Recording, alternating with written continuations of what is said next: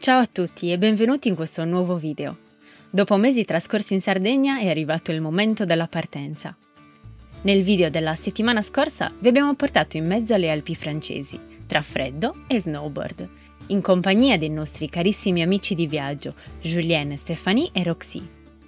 Dopo aver trascorso qualche giorno con loro, ci siamo rimessi in viaggio verso la nuova tappa.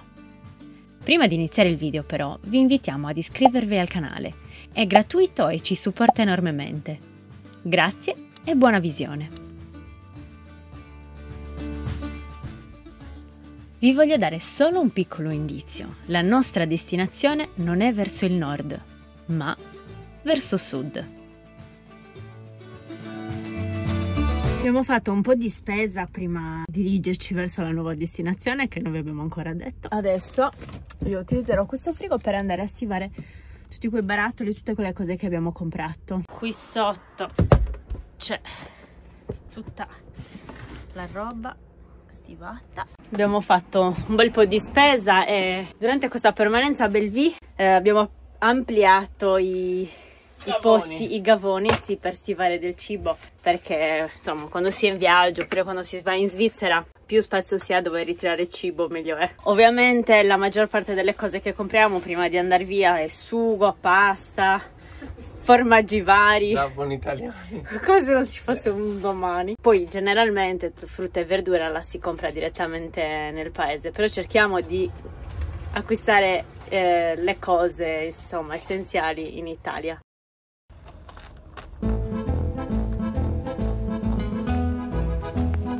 Ci troviamo in Liguria. Siamo a Celle Ligure. Sappiamo che molti di voi ci seguono da queste parti. Ma per noi la Liguria è un casino.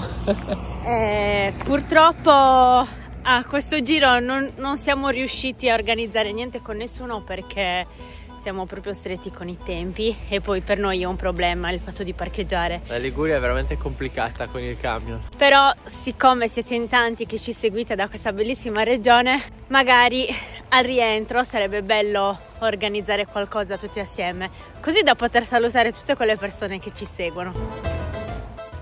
Restiamo sempre affascinati dalla quantità di dettagli e bellezza che l'Italia offre.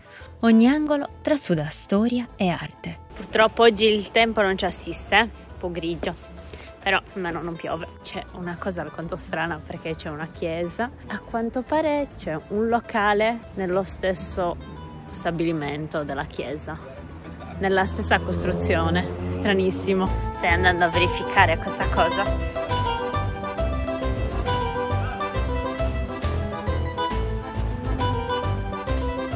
Quello che un tempo era un leone.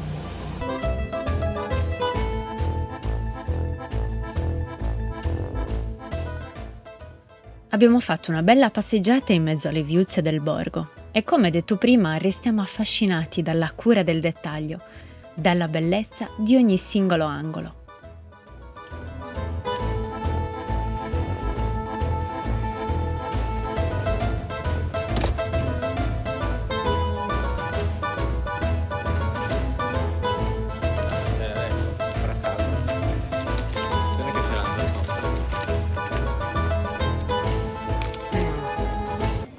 Buonissima.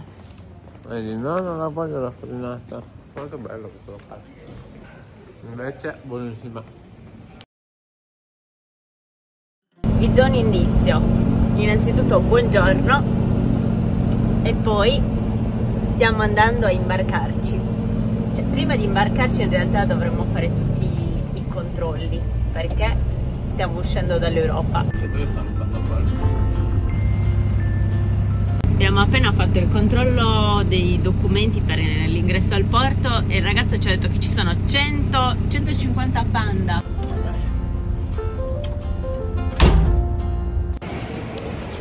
Allora, a differenza del Marocco, in Tunisia bisogna pagare una tassa d'ingresso. Abbiamo pagato 24 euro in due, quindi 12 euro a testa, e dopo aver pagato questa tassa si compila un fogliettino più o meno come si fa per il Marocco e si fa l'uscita dall'Italia.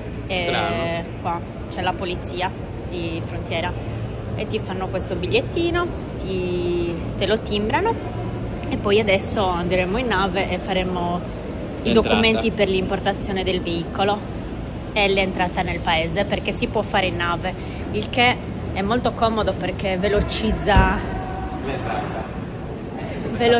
l'entrata sì nel paese. Aspettando imbarcarci, con la pioggia partiamo e forse la beccheremo anche in Marocco, in Tunisia.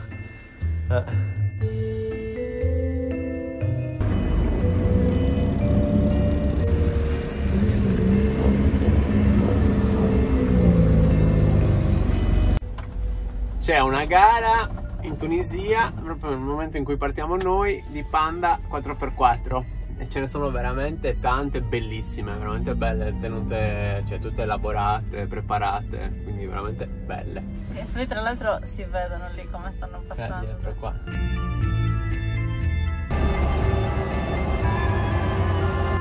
Rimaniamo sempre stupiti dalla poesia delle navi, assurdo. Allora, siamo arrivati nella cuccetta. Meglio dell'ultima che abbiamo preso. Dalla Sardegna, sempre Grimaldi. Questa grandina veloce, più spaziosa, più pulita. Ecco. Quando anche rispetto non è tutta questa pulizia e bellezza, però adesso prima di rilassarci vogliamo andare a fare tutti i documenti necessari per entrare nel paese. Almeno quando arriviamo siamo tranquilli, quindi adesso andiamo subito.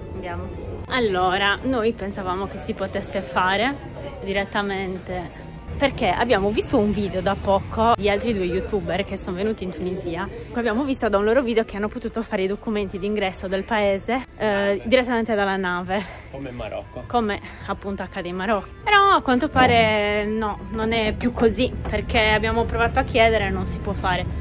Quindi noi arriveremo a Tunisi e una volta che scenderemo a Tunisi faremo tutti i documenti. Anche lui fuma come noi, Però sopra. È meglio. Però lo vedi come fa questa cosa? Lo scarico.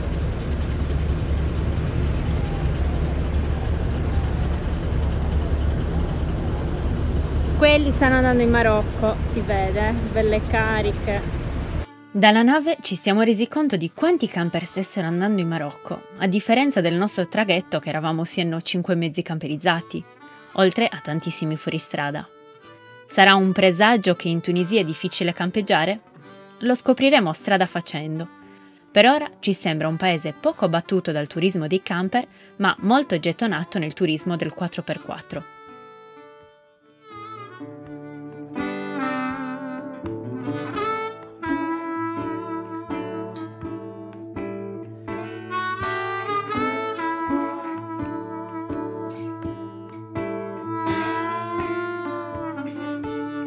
Siamo partiti da 2 ore. Siamo già entrati e usciti dalla camera non so quante volte. Non potrei mai fare una crociera, io. Sicuramente fare i documenti a bordo ci avrebbe agevolato Si passa il tantissimo. Però vabbè, purtroppo non è più così. Secondo giorno in nave, com'è andata? Bene, dai, abbiamo dormito abbastanza bene, abbiamo dormito anche tanto. Da presto ieri sera. Adesso siamo, visto dal GPS sul telefono, dovremmo essere oltre la Sardegna, quindi l'abbiamo passata questa notte. Dopo circa 24 ore di traversata, siamo finalmente arrivati in Tunisia.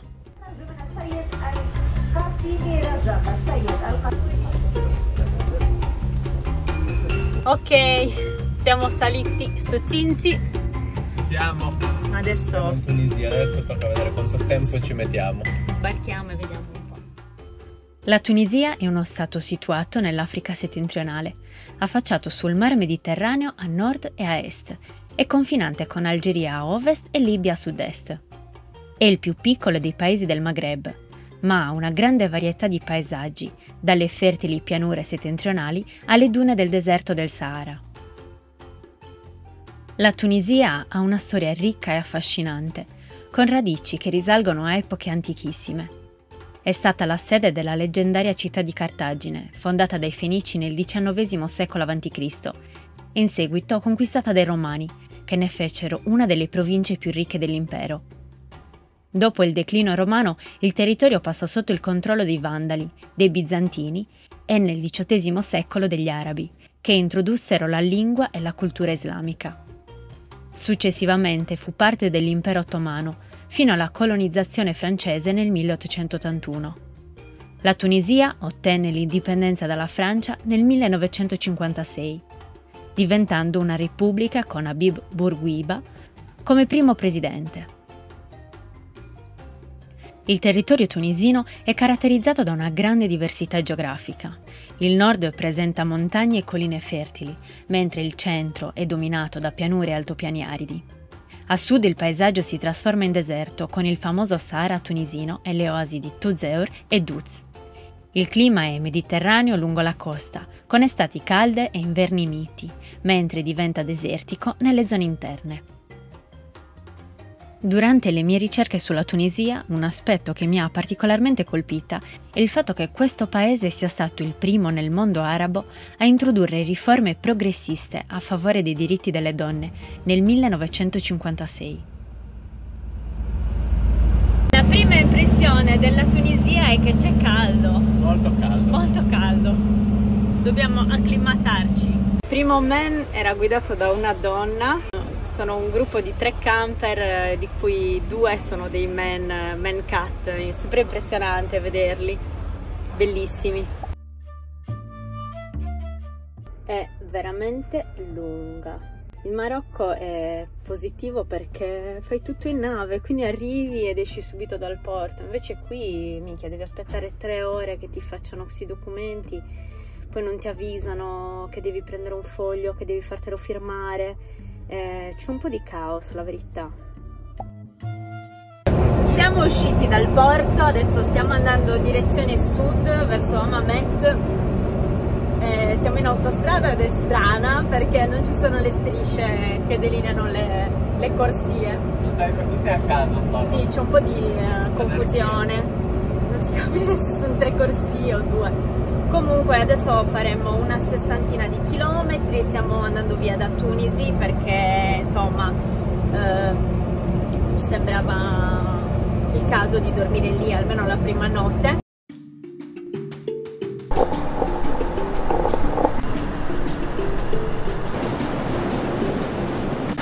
Primo risveglio in Tunisia. Dormito molto bene, molto tranquillo questo posto. Abbiamo cercato un po' ieri sera per poterci fermare in un posto un po' tranquillo che ci desse la sicurezza e non è stato semplice, però alla fine ce l'abbiamo fatta e casualmente siamo finiti in una spiaggia che avevo segnato come spot di surf. Infatti si vede che quando c'è un po' di onda lavora molto bene. Peccato che non ci sia onda. Comunque oggi da qui faremo un paio di commissioni, nel senso che dobbiamo fare internet e poi ci sposteremo, vediamo un po' che giro fare. Com'è andato il primo risveglio in Tunisia? Caldo. Caldo? C'è caldo, sì.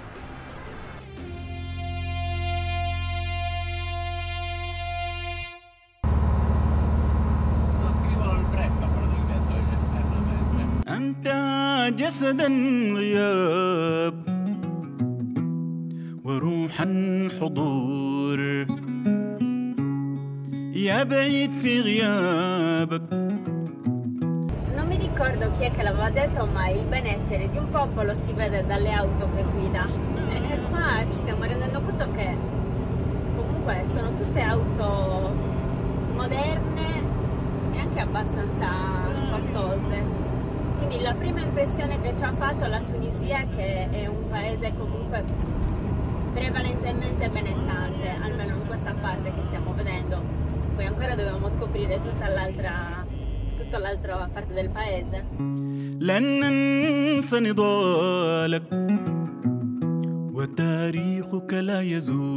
Allora, vicino a Hammamet abbiamo fatto la SIM della Telecom e abbiamo pagato 130 dinari e abbiamo un forfait di 200 GB validi per un mese. Poi volendo dall'applicazione si può ricaricare. Quindi internet fatto, abbiamo dovuto cambiare delle impostazioni del telefono perché praticamente ci sono dei codici che vanno cambiati dalle impostazioni, quindi se vi capita di venire in Tunisia, vi fate la scheda della Telecom, assicuratevi che internet funzioni bene. Se non funziona, chiedete a quello dell'ufficio della Telecom di cambiarvi il codice dalle impostazioni, e così almeno è impostato giusto e internet va.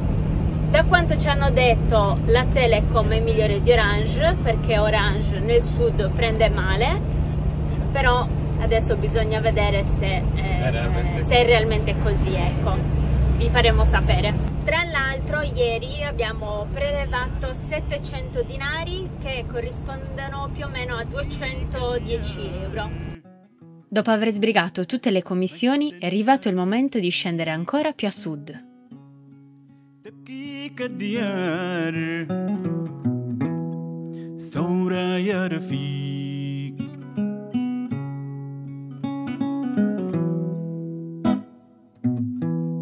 Abbiamo anche provato l'esperienza di passare in mezzo ai vicoli di Hammamet col camion.